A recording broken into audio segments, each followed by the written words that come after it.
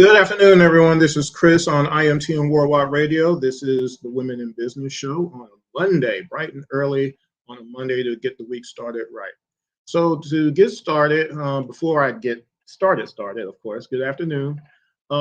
This is the Women in Business Show. I started this show a few years ago, highlighting women who have either used their talents and or their skills and abilities or what they've learned to either create their own business or to create a career. So this is what the show is about. Now, today's show is brought to you by a few. Price Design Club is the first one. Price Design Club actually created the logo for the Power of Women project that I'm working on. Also, my sports show around the ATL and a whole slew of other things. So make sure you go to Instagram and visit him on the Price Design Club website on Instagram as well. Also, Scenic City Aesthetics in Chattanooga, Tennessee. She is a young woman that I've known for almost a decade.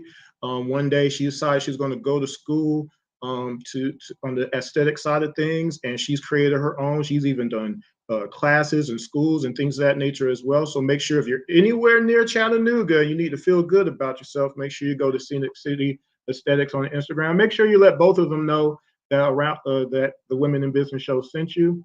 And last but not least, this show is brought by me, IMTN Worldwide Images. If you need headshots or portfolio pictures, or you just want to be cute for the summer, let me know. Anywhere I can travel, make sure you hit me up there. Instagram, IMTN Worldwide Images 1, and also IMTN Worldwide Images.com, the website. Now let's get into today's show. Let's see where we are. Oh, be sure you subscribe to the IMTN Worldwide Radio YouTube channel. Almost forgot about that. Let's go ahead and switch this out. And where we at? Oh, by the way, this will not be a call-in show. I will usually call out the number right now, but just make sure you do subscribe to the YouTube page, IMTN Worldwide Radio on YouTube. I appreciate the support. Now, let's get into today's show. The Women in Business Show will have the owner of Georgia Queen Clothing, Valarie Bowens, as guest. In 2006, Valarie had the distinct privilege of representing Georgia in the Miss United States pageant. Over the years, she has concentrated on community service, even creating a yearly charity event to help girls in need. She attended college to learn fashion and design, and currently, Valarie is the owner of Georgia Queen Clothing. As a fashion designer, she enjoys working in her passion for encouraging women to look and feel their best. Will you support her? Let's go ahead and bring Ms. Valarie onto the show. Hey, Valarie, how you doing? I'm doing great, Chris. How are you? I am much more relieved now that I see you.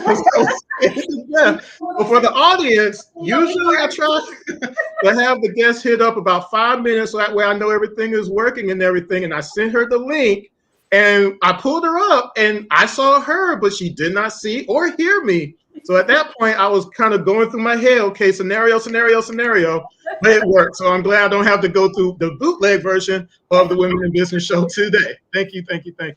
So that being said, first of all, thanks for taking time out of your busy schedule. I know you're busy. Like I said, it's Monday, so I can imagine. But I do thank you for being on. So first things first, I do want to do this. Could you do a brief introduction of yourself to the audience, just your name of your company, and what you do? Hello, everyone. I'm Valarie Bowens. I am head designer for Georgia Queen Clothing. I've been in business for almost 7 years now. I'm located in the Atlanta area. So I'm a fashion designer and as well as a retailer. So you can learn more information about Georgia Queen Clothing at www.georgiaqueenclothing.com, or you can just Google Georgia Queen Clothing and all my social media outlets will pop up. Well, I help you out a little bit. I got the Instagram up there at least for now. So as we get started, one of the things that I wanted to be able to do is just for the audience, whoever might be watching live now or in the future, just to get kind of a glimpse into who you are initially. That's what I try to do with all my guests. So my first question is, again, everybody has a different origin story because by default, no two people are the same, right? So tell us about, where are you from originally? Did you grow up there? What was it like for you growing up there, wherever that is? Kind of give us that backstory first. Well, I am a hometown girl. I live in Marietta. I'm from Marietta. That's where I grew up. That's where my family's from. As you can see, I'm at Wickham Financial. This is where I do my insurance business. But, I'm thankful to have the opportunity to do this interview here. But yeah, I grew up in Marietta. I graduated from Sprayberry High School, and I'm just a hometown girl. And then, like you mentioned, I went to college in Buckhead. And then later down the road, I had an opportunity to move to Tennessee. I was in the timeshare industry on the marketing end, so I had that opportunity to move up into the Knoxville area. And that's where I just reconnected with my passion for fashion. And I had the opportunity to join the Knoxville Fashion Week Network, and that's where it all began. Okay. So I'm gonna backtrack a little bit because again, I want to make sure that we get the full gist of you as an individual and a person and a woman. But also, Marietta, where is better? I used to live in Marietta back in the day. When you said that. So childhood, as far as this growing up part, was there anything in your childhood that you could say pointed you towards what you are doing today? Was there a moment in time, a spark? You remember Back to the Future and the flux capacitor scene, right? But was there a moment in time that you said, okay, in the future, this is what I'm going to do? Well, it wasn't like a moment in time, but my mom, she was a seamstress, and so having that exposure, and then with her, taking me shopping with her, and just introducing me to different avenues of the fashion industry, quote unquote. I'll have to say my mom had a huge influence on me. But, from the age of 12, I knew I was going to be a fashion designer. So with me expressing that to her, of course, she helped me pursue my dream and helped me prepare for that moment. And but I'll have to say, like, my mom definitely was a huge inspiration. And usually it is from the mother's point of view in regards to just kind of kickstarting that child's life on whatever path it might be. It's usually the mother that kind of instigates that a little bit. Yeah. Now I do want to kind of broach on this a little bit because it is something that was in my initial bio and everything like that. So I just have to ask, what was it like qualifying and competing in a pageant, especially for people who never thought about it. They've seen them like a billion times on television and everything. So what was it like qualifying, competing? Did you enjoy it? Kind of give us some of that. It was a life-changing experience. As far as qualifying, that's a process. I would say, so I started competing when I was 15, and I went to Sprayberry High School, of course, and they had the, what was it, the Miss Echo pageant, and I did that throughout high school.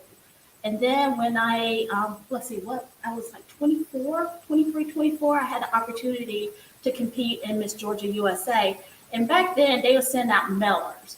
So somehow a mailer got sent to my parents' house in my mother's name. And it was crazy because by that time my mom had passed away. And my dad was like, "Oh, I think this is for you." And I was like, "Oh, here's Miss Georgia USA," and it had my mother's name on it. So I was like, okay, this is heaven sent. But anyway, I just filled out the application, took the picture, submitted, and then they sent me a letter in the mail inviting me to compete. So, it's just like getting prepared. By that time, like that was my first time competing in a state pageant. So I didn't have a pageant coach my first time competing, but my second time competing, I had a pageant coach and then, personal trainer and just going through the whole process of preparing. Like, let's see, then we took maybe like a year to actually prepare for the competition. Yeah. So, but, it paid off because like a lot of those contacts, a lot of the people, a lot of the friendships that I built, that was 20 years ago. I'm still in contact with those people and still good friends with them. So it paid off. And actually, that was a segue question. What were some of the benefits of even doing that? Because again, the reason I'm asking these questions is that there's some things that you do for the experience, and then you do for the experience plus all the added benefits of that. And one of those is the networking, the people that you meet, and you never know how those things will translate later in life. Right. The networking is wonderful. I would encourage any young woman who are considering competing or just don't know, definitely do it. It's not about winning. Do not go in with the attitude of winning because you're going to walk away a sore loser. But if you go in with the attitude of, okay, I'm going to have a great experience, I'm going to meet new friends, you know, then you will gain so much more. And then I will say this, like I did model in my 20s and it helped open the door for that. So you never know what opportunities are going to come from it. Exactly, exactly. Well said. Now let's talk about inspiration a little bit. So what led you going, we mentioned it earlier, what led you to say, okay, I'm gonna go to college for this now. I'm gonna go to college for fashion design. And where did you go? Kind of give us that breakdown. And did you have a specific direction, inspiration wise, in clothing that you were drawn to? Well, that's a good question. From what I remember, yeah, I was in AP art, which that's advanced art. And so that prepares you for college. Originally, I wanted to go to Savannah School of Art and Design. When it's still in Savannah, but it was in Savannah, not Atlanta. I go all the way there. Right. So I wanted to go there originally, but I didn't. But I had the opportunity to apply at Bauder College. So, you know, it's just like I had that opportunity and I applied, I got accepted. My parents were behind me. And so I knew I was going to go into fashion design. I majored in fashion design. Later, I transferred to AIU and I added marketing to it, which I'm glad. And yeah, so I mean, as far as like inspiration, I don't think it was like a like any form of inspiration. It's just I knew that that's what I wanted to do, and I had the opportunity to apply, and I got accepted. Okay. So now let's get into the nitty gritty a little bit. So what was the very first thing that you designed and created? Okay, now this is where inspiration comes back into play a little bit, right? Now, and then when you decide to make that, you know, is that when you said, okay, I believe that I can do more and go all the way to the end of, okay, I can get a brand going? Or did you have to design something else? And did you have to design something else? And kind of let's go into that part. Okay. So I will go like this is associated with my pageant experience. I did design my first pageant interview suit. Okay. And my godmother at the time, she made the suit. So we collaborated, we got together, and I sourced the textiles, and it was actually really nice. And it was like a off-white.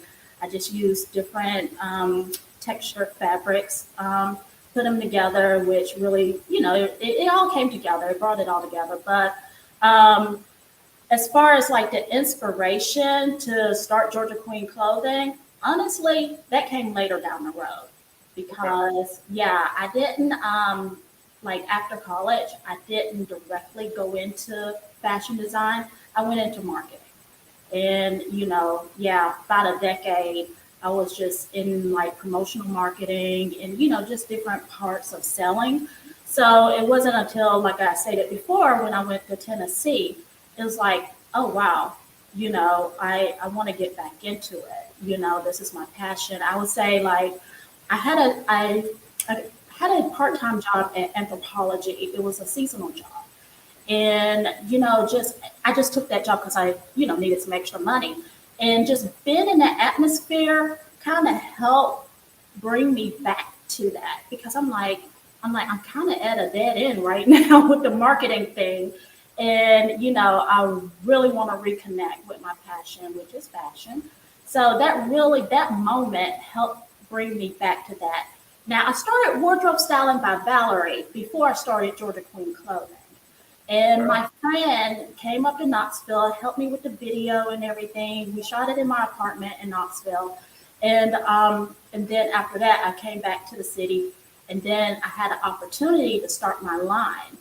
And there was a really sweet lady who helped me get started. And I just designed a collection. My first collection was holiday, what was that, 2016. So she made the garments. I designed. We worked together, sourced the fabric. She made the garments. I had my first collection. Did a photo shoot. After that, I had an opportunity to participate in Knoxville Fashion Week. So that's just kind of time. So because you just said that, I do have a question for you because Okay. you have the Bravo TV network, you have America's Next Top Model and all these different shows, and then you have a show specifically for designers to create. A long time ago, I met one of them, Michael Knight, rest in peace, years ago. I gotta find where I got that picture at. But can you do a favor for me and kind of explain what your personal technique is in creating an actual garment? Okay. So basically, like you start with an inspiration. You have your what they say an inspiration board. And it's just a collection of photos and things, and you just kind of it's like a thought process. And then like I cut a lot of I take a lot of shortcuts when I design a collection because it's such a drawn out process. So basically what I do, I have my vision board, I source my textiles, well, before I source my textiles, I sketch the garments, I source my textiles, and then I have people make my things. Now, can I make my things? Yes, but I'm so busy with everything else. So it's just better to have a seamstress, to do that process. In between that, you have to create the patterns, and that can take a lot of time and money. But I can do that as well, and I have done that in the past. And I also have paid people to do it. But yeah, so as far as like those shows, like Michael Knight, the what is it, the what is that fashion designer show? Not American Next Top Model, but the other show he was on. I can't think of it. I can't think of it either. I was trying to. But when they go through all that process, I mean, that's typically what happens, but that's just so hands-on. But when you're building a brand and everything, like you can source a lot of that, a lot of those jobs to other people, like a seamstress, a pattern maker, even like with an illustrator. When you sketch, you normally have an illustrator, but with me, I take a lot of shortcuts into, creating a collection just to save time, money, and just to get it done. Yeah. Now, I appreciate you telling us that because, like I said, I want to make sure that since this is the Women in Business show and you do have a lot of women who are really kind of pushing in all different angles, but if design and clothing and things of that nature is something that has been on their mind, I want to have somebody who can actually talk it a little bit. So I definitely appreciate that.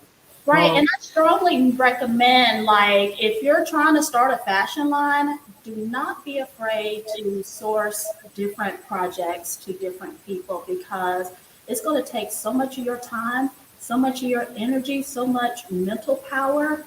As a designer, it helps if you can have a seamstress or if you can have a pattern maker because it takes that pressure off of you. Exactly. Project Runway was the show. Project Runway, yes. I was going to be thinking about that the rest of the week, so I had to go ahead and pull it up real quick because I was going to be upset if I couldn't remember. So that kind of goes into the next part of it because with design, of course, people have to see what you got going on, right? So that's where your fashion show comes into play. So what was the point when you're developing these garments and things of that nature that you said, okay, I think I'm ready for people to see what I can do? What was that first fashion show for you like? Can you kind of recall how that was? Well, I mean, it kind of just happened. The opportunity I don't know how they got my information. I don't know if I had applied or whatever. I can't remember, but I got a phone call and they were like, oh yeah, do you have a website? Da, da, da, da, da. So anyway, I sent them my information and then they invited me. That first fashion show was a magical moment. I have pictures. I even have video footage in my phone that I go back and watch from time to time because it was just so magical because I arrived. let's see, I drove up to Knoxville. I arrived, had my rack, had the garments and everything, and then it's like they were sending me models, and I had to dress everyone, style them, and everything. And then by the time my segment happened, they had before that they had asked me about my music, and I was like, oh yeah, da da da da da. But it was so funny because by the time my segment happened, I heard the beats of Welcome to Atlanta. And I'm like, whoa. And that moment was just like, I don't know. And I don't have words to describe, but it was like, dun, dun, dun, dun. And, when I heard those beats, I was like, okay. And then like the models really felt it, and it really created, a cool atmosphere. So. I can relate to that only in the few times that I've appeared on stage, and when my music hits, the nervousness that you had up till now, and especially when that big old light just comes on, it's like, okay, you either gonna it's almost just like the Eminem scene in 8 Mile, right? Uh-huh. You got choices right there, so you either can do it or not. So I can always relate to anybody who kind of tells me that part of the story right there. That's pretty exciting right there. Yeah, yeah, it was a cool moment. So projects wise, so let me see, how can I ask this question? Timeline of as far as your growth to the point of, okay, you have your clothing that's starting to be seen in fashion shows and things of that nature, but now you're getting to the point where you can do those shows on your own. You can plan them out, put them together, locations and things of that nature. Kind of tell us the timeline of as far as how you were able to do that. Was it, how difficult was it to do it? Were you scared about doing it? Kind of tell us that part of the story. Well, let's just go to pre-pandemic. Being connected with networks such as the Knoxville Fashion Week network, it made it easy because all I had to do was just show up, and I do my collections. I show up. Everything was there, and the production was there. Boom. As far as now, I mean, that experience is golden. But I just recently did a fashion show, maybe like 3 weeks ago here in Marietta. And it's the same setup where, it was just easy to just show up, set up, have the models, dress them, and, just put them on a runway, make sure they're organized and everybody's put together. So, I mean, I would say like with like production companies that are now getting into like the fashion shows and producing fashion shows, it makes it easier for designers to, just come in, market their brand, showcase their fashions, as opposed to having to like all do it on your own. And then as far as financially, it takes a lot of financial burden off of the designer. Yeah, I can imagine. I've done some shows in the background for my, talent management days where I was behind the models as far as making sure they're there, all that kind of good stuff. So, but the whole production part of it, I can imagine how much work really goes into it. And then also like with the what is it, the not the marketing, but the PR, and like having the opportunity to be on TV shows, or do articles, and or have the newspaper there. I mean, that's wonderful because it really helps with the marketing of your brand, and then you can put that on the website, and it kind of helps get your name out there a little bit faster. So. Exactly. Now, one of the things that I knew was very important today was to talk about some of the efforts that you've done on the community outreach side of things, charitable acts, stuff like that. Can you kind of give us an overview of some of those things from what you do? Well, my proud moment is Living Dolls Prom Dress Giveaway. I did that for about 3 years. Gosh, what, 10 years ago? Almost 10 years ago, I believe, Wow.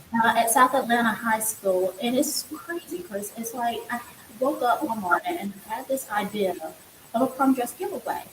And one of my close friends, Ben, I was like, Ben, I got this crazy idea of putting on a prom dress giveaway.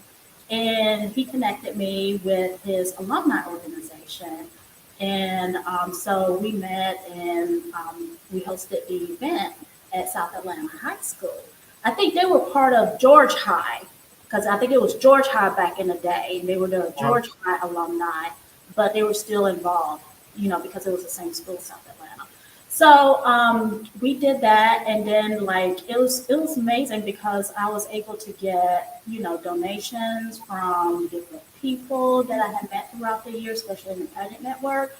Then even like designers Tony Bowles, he was able to donate some gowns, and then just like bringing the ladies together, and the men got involved too because I had photographers there, and I just created like a magical princess experience for the girls, for them to come to pick out their prom dresses, and and have like a little self-esteem boost, and yeah. It means a lot. Again, when you have that kind of connectivity to the area and community, and then that particular type of moment is a once in a lifetime type of a deal, right? And everybody doesn't have the same resources and things of that nature. So you being able to do that for that period of time is really cool. How can people in the future maybe participate or help out if they would like to be able to do that? Well, they would have to contact the Alumni Association. I mean, they can reach out to me. I'm no longer involved in that. I stopped, gosh, years ago when I went up to Tennessee. But they can contact the alumni organization, or they can contact me, and then I can put them in contact. So, yeah. Yeah. Well, I appreciate the work that you've done in that regard for sure. Thank you. Now, a couple more questions and we're done. Again, thanks for being available today. You have accomplished quite a bit. Okay. I'm just now realizing that. I'm telling you, like I said, I had to do these questions today now. So it's funny because a friend pointed that out a few days ago. They're like, "You've done a lot." I'm like, I guess so. Yeah, I have. Exactly. So let me segue real quick. I have always told everybody I've ever managed as far as the talent part is that whatever you did today is a little bit more than that person who hasn't done nothing yet. And they're thinking about it still, and you're trying to catch up with somebody who has been doing it for a certain length of time. So you're always going to be in the middle of two different people. So it's a matter of don't take a small accomplishment and think it's small when actually it's a huge accomplishment. There is no such thing as a small accomplishment. If that's what you want to do. Now that's a whole nother story. I won't get into that. But again, I've tried to tell people never dissuade yourself that you've not done anything. When if you showed up to that audition, you did something. Now a whole lot of people are at home still watching TV, right? I just wanted to say that. Now, going back to those accomplishments,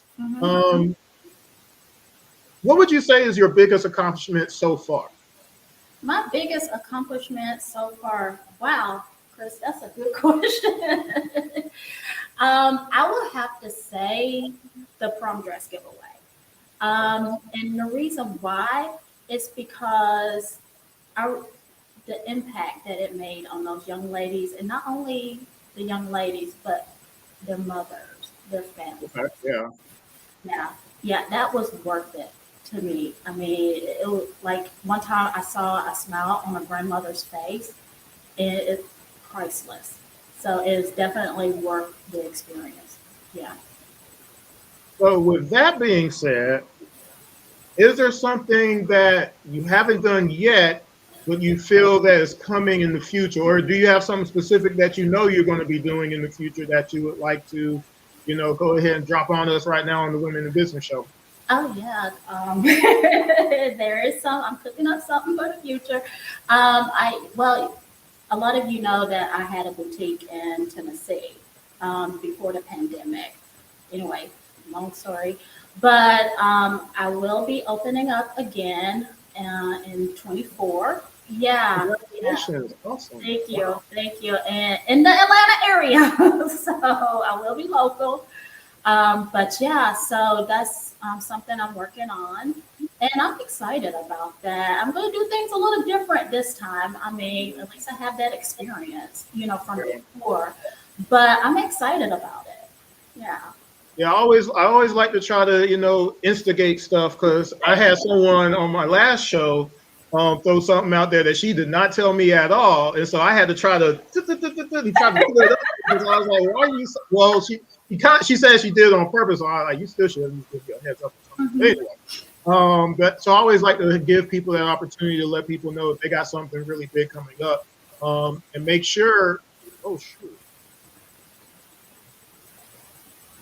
Wow, I blinked out there for a second. Make sure everybody that you make sure you go to GeorgiaQueenClothing.com and or go visit her on Instagram. I'll pull it up real quick. There it is. Make sure you go to Instagram as well. And also, I will be having, different events, throughout the year. And my next event is going to be in September around my birthday. But I'm doing I love vintage clothing. So I'm going to do a vintage clothing pop-up down at Punt City Market. They have like a little market down there. Yeah. So I didn't know about that. Remind me. Yeah. And I'm going to do that. And then in December, I have my second line, Retrosexual, which is just, retro print skirts. So those will be available for purchase in December for the 24th season. Yeah, definitely remind me of that. I'll see if I haven't been to Atlanta in a while, but hopefully it'll be before September, but you never know. So definitely keep me in the loop on that. I'll come and visit for that for sure. So my last question really is coming to advice. What advice would you say you would have for women that have a creative side, but they're maybe not sure how to direct it, at a time where so many things are happening out there, and they might think, well, maybe so much is happening that they can't really focus on anything and things of that nature. But what would your advice be for women that have a creative side, they want to do more, and how to direct it? Oh gosh, I have so much advice. Go ahead, it's your time. I have a lot of advice. Time is on your side. Really take your time and plan out things. The creative world is tricky. Sometimes people may not understand your product or your brand. So take the time to do your research, build your network, do the proper things to build a business, website, everything. Just make things clear and take the time to just, like I said, do your research and to build it. And definitely that. And then, kind of like, and I made this mistake, kind of keep it to yourself before, you launch everything. And even when you launch everything, just be careful of, who you associate yourself with, because everyone is not on your side. And you never know. You just never know. But definitely keep it to yourself before you launch everything. And yeah. Research is always important because you got to know what you're doing and how to do it. And then also it gets to your competition part of it. And then as you kind of just alluded to, maybe not letting everybody know exactly what you're going to do, because what if you don't have the same resources as somebody else? And somebody else has, Bruce Wayne Batman type money. And then all of a sudden, because you didn't lock your stuff up, you won't even really have nothing to fight against, because I've always been that. I'm the business side of most of my talent from back in the day, and I try to walk them through all these simplistic things, but they make it harder than it is because they just don't want to listen. Most of it. But yeah, those are really wise words, especially like if you're in a city like Atlanta, of all places. Yeah. I forgot to put my phone on mute. In Atlanta. And this is from when I was like hardcore doing everything. Back then, it was terrible. Okay.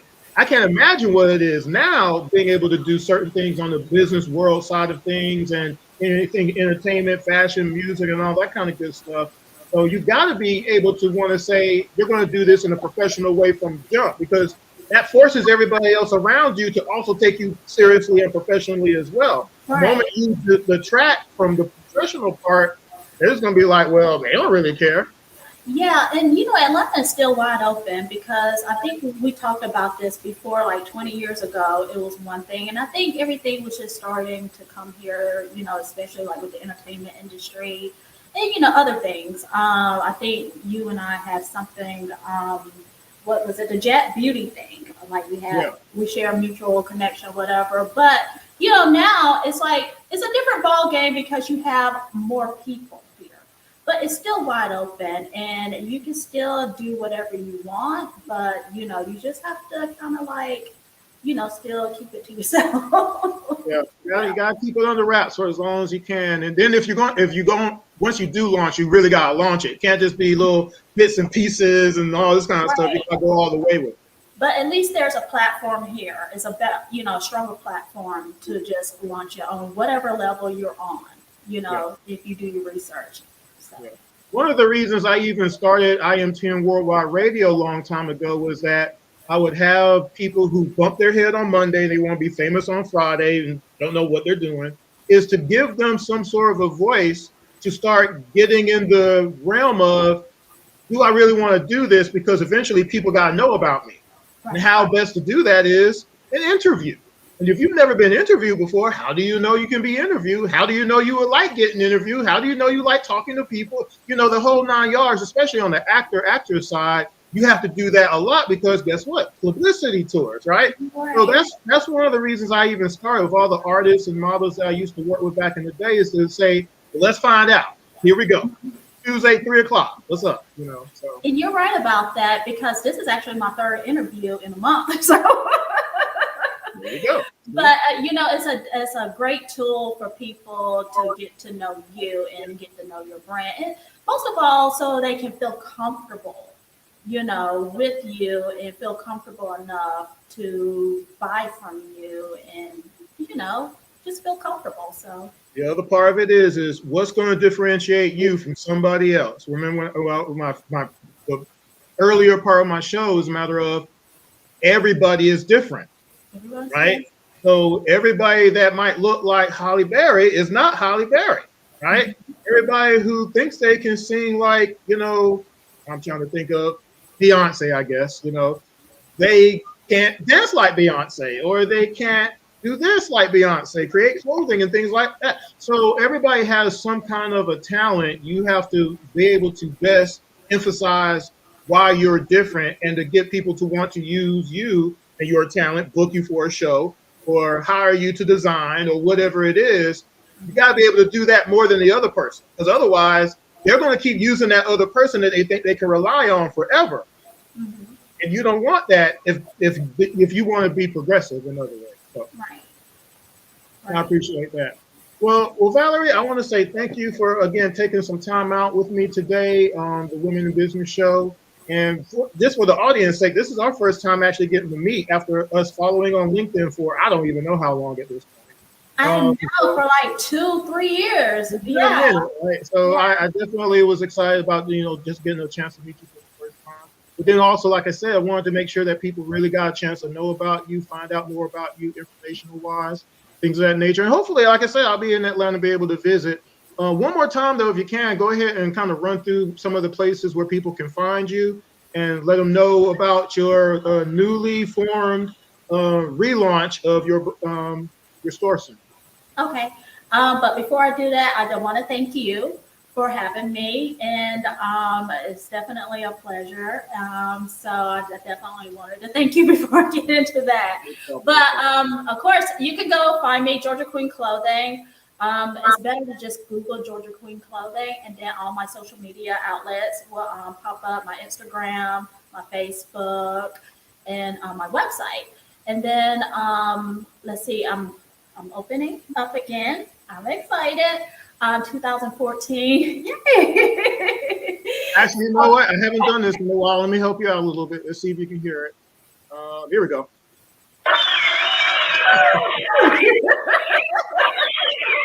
I don't get to use my sound effects on the Women in Business Show that often. Glad out there for you.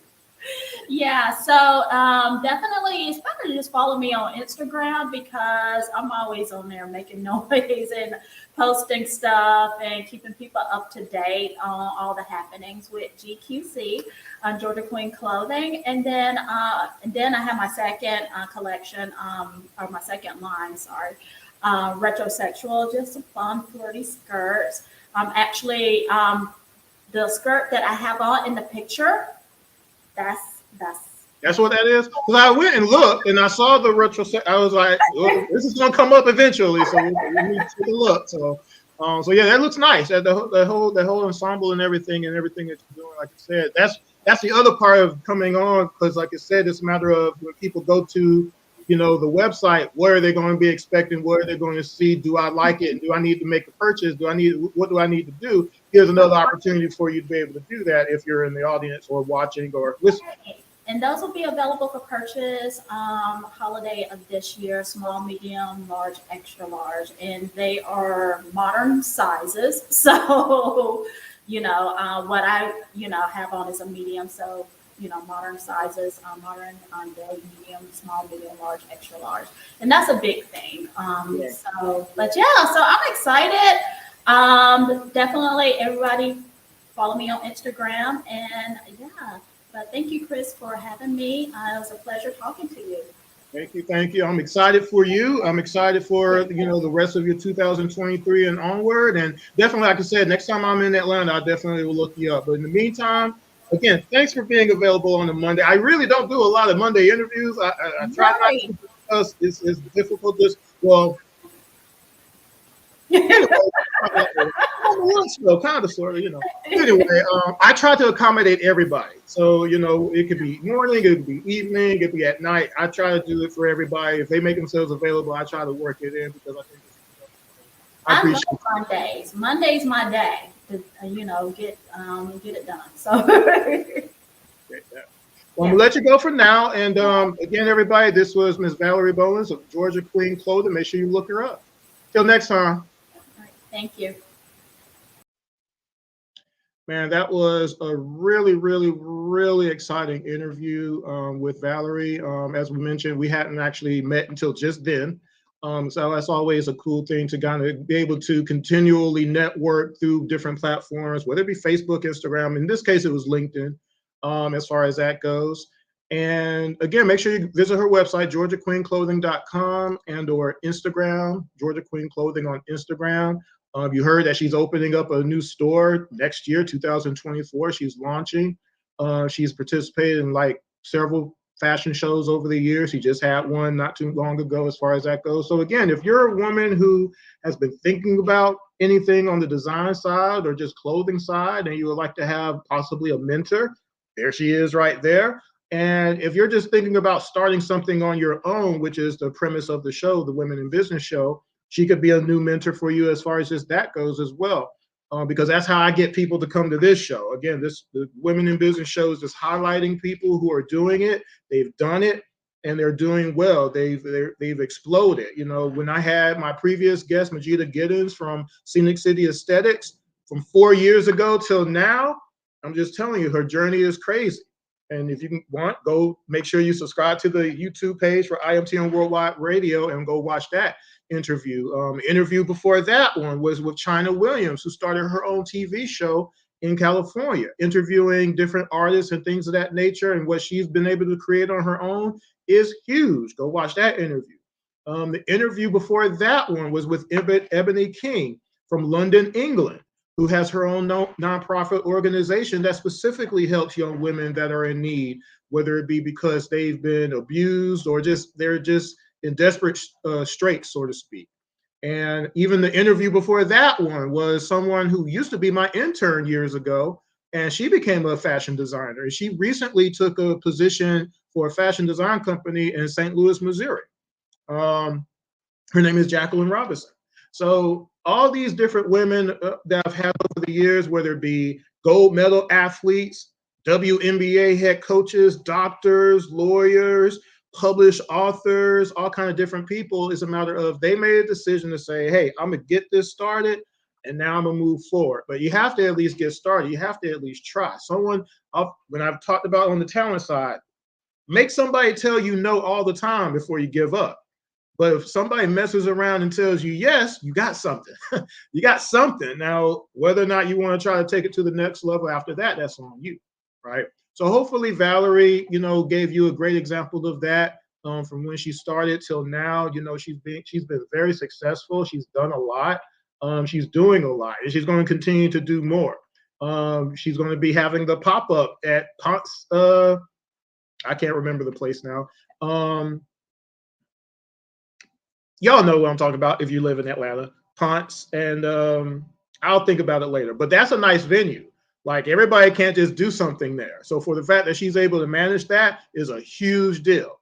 And I just thought of it again. I've been there a few times. I don't know why I can't think of it anymore. But anyway, this is the Women in Business Show. This is on IMTN Worldwide Radio. Please, if you can, subscribe to the IMTN Worldwide Radio YouTube channel. Also, if you get a chance, make sure you go to the website, which is brand new, by the way, imtnworldwideradio.com. Everything is listed on there, including this show. You actually can go there now and pull it up. It's instant now. I got it set up pretty cool. Of course, I got my other shows, the Around the ATL show, my sports show based on Atlanta sports. The Top 5 show, Books to Read, where the Top 5 show is like a list show, you know, the top 5 this, top 5 that. And the Books to Read show is I actually interview published authors.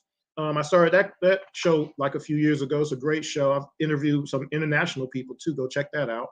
But I'm hoping to continue everything pretty strong this year of 2023.